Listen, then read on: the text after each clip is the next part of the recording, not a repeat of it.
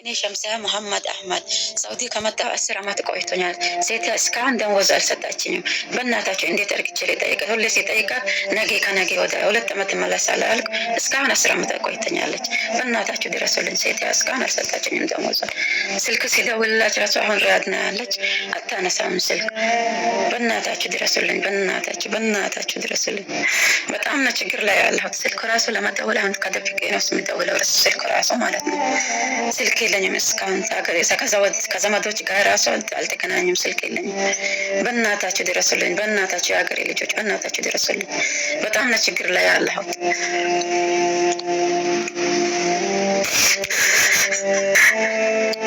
መውጣት ራሱ እንትን አላልኩም።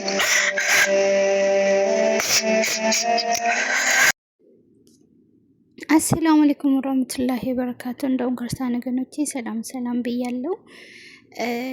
በጣም ነው የሚከብደው ወላሂ ላዚም። እቺ ልጅ እንግዲህ መግቢያ ላይ የተመለከታችሁት ልጅ ለ10 ዓመት ቤት ዘግቶብኝ በቃ መውጣት አልችልም፣ ሲወጡም ሲገቡም ቤት ነው የሚዘጉብኝ፣ ብርሃን እንኳን አይቼ አላቅም፣ የ10 ዓመት ደሞዝም ደግሞ አልከፈሉኝም፣ ስልክም የለኝም።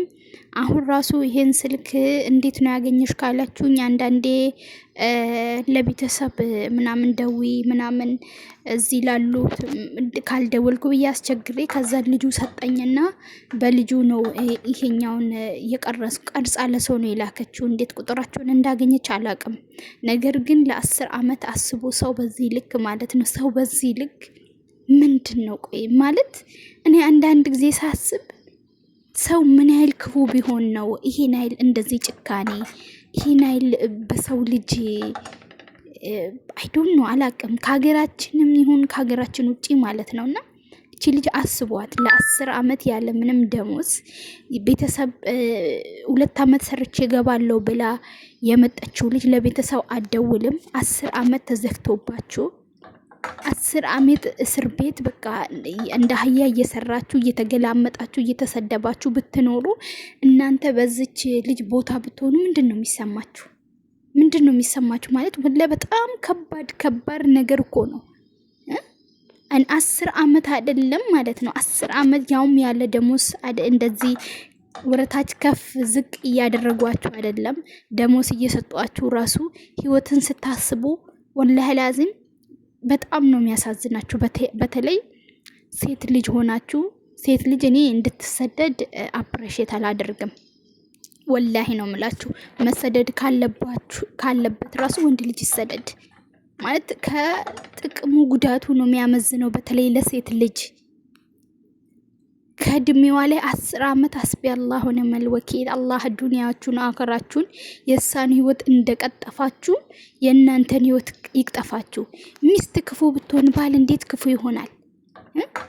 እንዴት እነሱ አሁን በዚች ልጅ ሀቅን እየዘለሙ እንደው ሙስሊም ነን ሲሉ ወይ ሙስሊምም የሌላም እምነት ተከታይ ሆኑ ማንኛውም እምነት እኮ የሰውን ሀቅ ብሉ።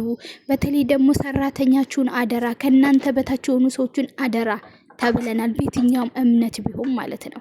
እንዴት ሰውን እየበደለ እንዴት ነው እንቅልፍ የሚይዘው? ሰው በሰው ክፋት እየሰራ እንዴት ነው እንቅልፍ የሚይዘው?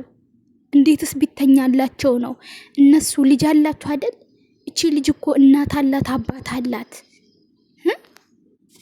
ነገ አንዶ አባትና አቷ ያስባሉ አይሉም? እነሱ ለልጆቻቸው እንደሚሳሱ እንደሚያዝኑ እሷም መቼ ሰው ልጅ እኮ ከመሬት በቅሎ አይደለም ዘር አለው። ከሰው ነው የሚፈጠረው አይደል? ምን አለ እንደራሳችን ልጅ ናት። እንደራሳችን ልጃችን ለልጃችን እንደምንሳሳ የሷ ቤተሰብ ይሳሳል ቢሉ ሰውን እንዴት በዚህ ልክ ይጨክናል? ምንድነው ሐሳባቸው? እቺ ልጅውን ተነስቷ በቃ ተናዳ ህይወታን ብታጠፋ በቃ ህይወታን አጠፋች ብሎ ነው ዝም የሚሉት? አላቅ ወላሂ እንደው አልሐምዱሊላህ ረቢል ዓለሚን። እንደው ያለኝን ትቼ በሌለኝ ነገር ስለማማርር እንደው ያ ረቢ ቅር በለኝ፣ ስለማግሮመርም እቅር በለኝ። ባለኝ ነገር ደስተኛ ሆኜ መኖር ሲገባኝ ያጣውትን ነገር እያሰብኩኝ ስለማላዝን ጌታ አንተ እቅር በለኝ። ወላሂ እንዴት ነው 1-2 ዓመት 3 ዓመት እኮ ስትቀመጡ ራሱ እበዱ ነው የሚያሰኛችሁ። ውጩን አታዩ። ደንበኛ እስር ቤት እየኖራችሁ ብርሃንን በመስኮት እያያችሁ። እኛ ኑሮ ህይወት ነው እንዴ የምንኖረው? ህይወት ነው ወላሂ፣ ህይወት አይደለም የምንኖረው። አረብ ሀገር ብር ይገኛል እንጂ የሲኦል ህይወት ነው። ያውም ደግሞ አሰሪያችሁ ክፉ ሲሆኑ፣ መዳሞች ክፉ ሲሆኑ፣ ልጆቻቸው ክፉ ሲሆኑ ያለው በቃ በጣም ነው የሚያስጠላ። ያማል፣ ወላሂ ነው የምላችሁ ያማል። ሰው እንዴት 10 ዓመት እንደው ትንሽ እንኳን ፈጣሪያቸውን እንደው እንትን ይላሉ ያመልካሉ። እንደዚህ አይነት ሰዎች እንዴ! ሰው እንዴት በሰው ይጨክናል በዚህ ልክ? 10 ዓመት ኢማጂን ይታያችሁ።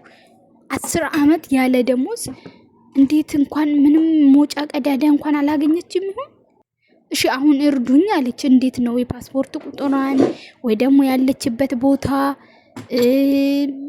እኔ እንጃ። ወይስ ደግሞ እንግዲህ ቦይስ ለላከችላቸው ሰዎች ልካ ካልሆነ በስተቀር እንግዲህ ይሄ ቪዲዮ ሙቤ ጋም ደርሷል።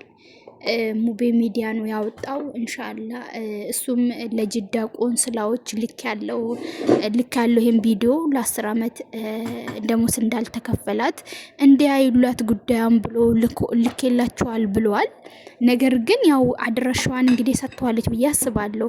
አልহামዱሊላህ በዚህ 2 ጊዜ የዛሬ ወር 2 ወር ምናምን 2 ወር እንኳን አልሆነም መሰለኝ 2 ወር እንኳን አይሆንም፣ በቅርብ ነው።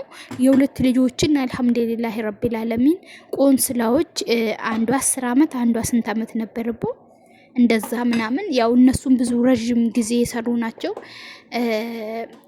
እንደዚህ ያስመልሳሉ። የዚችንም ኢንሻአላህ ያስመልሳሉ ብዬ ተስፋ አደርጋለሁ።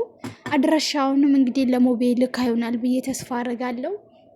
ኢማጂን ግን ይታያችሁ 10 ዓመት ያለ ደሞዝ መስራት እና በተረፈው ደግሞ ሁላችሁም ለዚች ልጅ አላህ Subhanahu Wa Ta'ala አቋን እንዲያወጣላት ሁላችሁም በዱዓና በጸሎት አትርሷት ነው ምለው። በቃ አላህ ይድረስላት። ሌላ ምንም አልልም። ወላሂ በጣም ከባድ ነው 10 ዓመት ያለ ደሞዝ። ኢማጂን አሰብኩት እኮ እኔ ላብድ ነው አሁን። እንደዚሁ ራሱ ደሞዝ በየወሩ እየተሰጠኝ በቃ ምርር ብሎኛል። የመጨረሻ አስጠልቶኛል ወላሂ። እንደው እረፍት ሳትገባ 10 ዓመት አንድ ቦታ ታፈናችሁ። ወይኔ አይ ህይወት እንደው ሰው እንደው ትቶ ለሚሞተው ህይወት በዚህ ልክ ይጨካከናል። በዚህ ልክ ለሰው ልጅ ክፉ ይሆናል። እኛ እኮ እዚህ ምድር ላይ ስንኖር እንግዳ ነን፣ ዘውታሪ አይደለንም። በዚህ ልክ